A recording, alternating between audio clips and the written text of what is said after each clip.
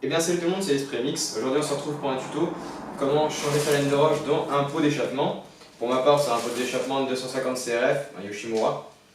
Donc tout d'abord il faut enlever l'ancienne laine de roche que j'ai déjà effectuée avant pour que les étapes soient pas longues. Donc il y a des rivets à enlever, vous enlevez les deux parties de votre corps et vous gardez uniquement, après vous remontez, vous gardez uniquement cette partie là avec l'embout pour mettre à la fin. Je l'ai poncé pour la fin. Commencer à être un peu abîmé. Pour le tuto, du coup, j'ai besoin d'une pince à rivets pour remettre les rivets, bien sûr des rivets, un bâton pour pousser la laine au fond, pour vraiment que ça soit tassé et que ça étouffe un peu le bruit. Bon, ça va résonner dans les oreilles. Et une clé de 8 pour démonter le frein et une clé de 10 pour démonter la fixation du pot.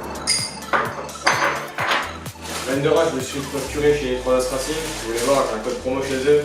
Vous pourrez moins 10%, vous pourrez profiter des avantages pour avoir des produits pas chers.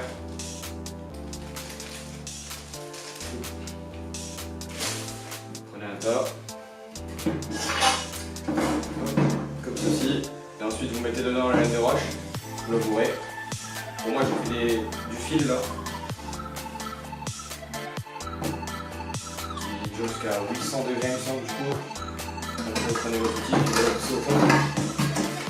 Allez-y petit bout par petit bout, mieux les tasser, mieux c'est, ça étouffe le bruit.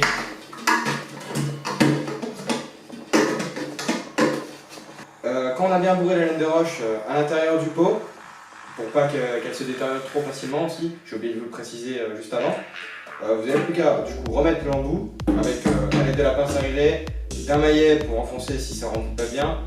Autrement, vous limez un tout petit peu les bords, enfin vous passez un coup de papier à poncer sur les bords, ici et à l'intérieur, parce qu'il y a peut-être des restes de colle, etc. Parce que certaines personnes le montent avec de la colle, plus les rivets, pour que ça soit vraiment étanche.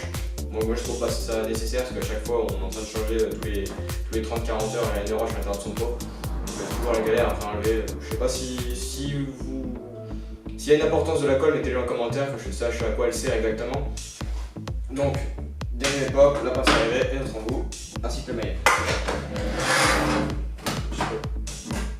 Oui, bon, ça rentre nickel. C'était rentré nickel.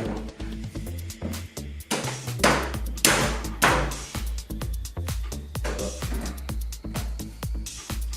Ça rentrait trop bien, du premier coup.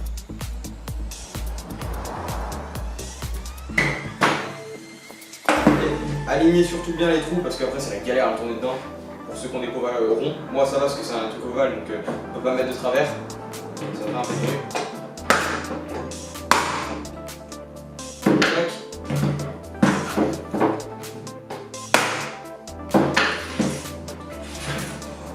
Et là vous me dites que je vais repeindre l'embout, je vais leur peindre en fait, je vais juste mettre du scotch autour et je vais leur peindre parce que moi si j'aurais peint directement avec les restes de peinture etc, j'aurais du mal à enfoncer l'embout de silencieux.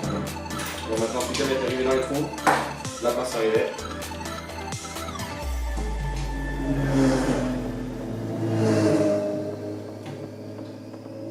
Non, c'est pas évident.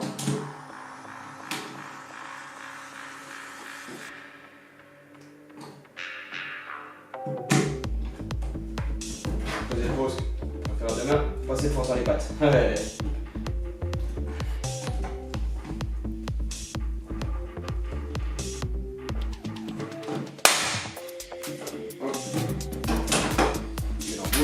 Donc voilà, après vous remontez votre pot avec tous les rivets autour. Et puis après il n'y a plus qu'à remettre du coup à l'aide de la clé de 10 votre embase de pâte et votre fixation au niveau du joint d'échappement. Là il y a un joint d'échappement ici aussi, à pas négliger, normalement il est resté sur votre pot à l'intérieur. Moi je l'ai remis dans mon garage pour pas le perdre. Bon voilà, ce tutoriel est fini, c'est pas très compliqué, c'est juste des petites astuces à savoir comme il faut bien bourrer votre laine de roche pour pas qu'elle crame trop rapidement, ainsi que garder la partie basse, enfin la partie tuyau d'échappement plus la partie du milieu du silencieux, et remplir par le côté d'embout de silencieux.